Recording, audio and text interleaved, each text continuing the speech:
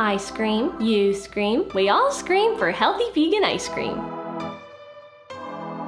I have been craving chocolate ice cream. Not just a plain chocolate ice cream, but a rich, thick, velvety chocolate ice cream. So I have been recipe testing. I have been a mad scientist, it feels like, these last few weeks in my kitchen, trying to find the perfect vegan ice cream recipe, and I've tried all the things. I've done the whole banana and ice cream thing. I'm honestly kind of over bananas in my ice cream. And I've tried the chickpeas, the legumes, adding beans to your ice creams, which seems to be trending all over the internet right now. Chickpea ice cream, not sure if you've heard of it. But I think I found something, honestly, that is even better than both of those things, and the secret ingredient is gonna blow your mind. It is so good. It renders the thickest, creamiest, velvety smooth, indulgent ice cream I have honestly ever tried. It is so good. I cannot wait for you guys to make this, so let's get right into it. And here's the secret ingredient, you guys. It is sweet potato, and we are baking it until it is nice and soft and caramelized in the middle. And once it has cooled down enough for us to peel off the skin, we're going to do just that, and we're left with this delicious mashable sweet potato that we're going to add to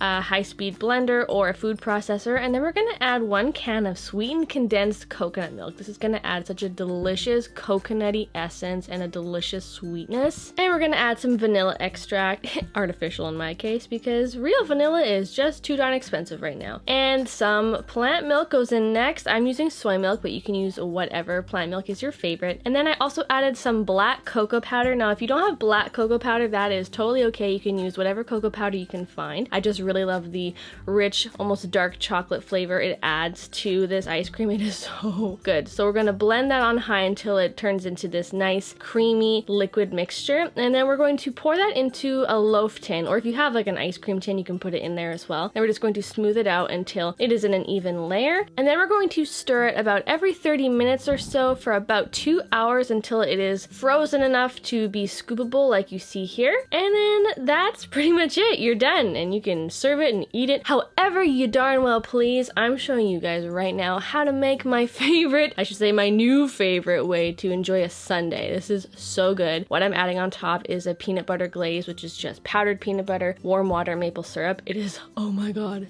so good. It just goes really well with dark chocolate. And then, of course, we want some sort of crunchy topping, so we're adding some chopped pecans. Yum! Gotta have some good texture. And this, you guys, this is, I would say, almost my favorite part. These maple marshmallows by Dandies. They are vegan marshmallows, and they taste like maple, you guys. They are so good. They are taking me straight back to my childhood. Oh, yummy.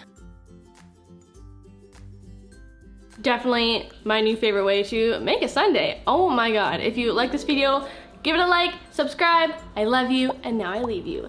Bye! Watch this next video. Oh, maple.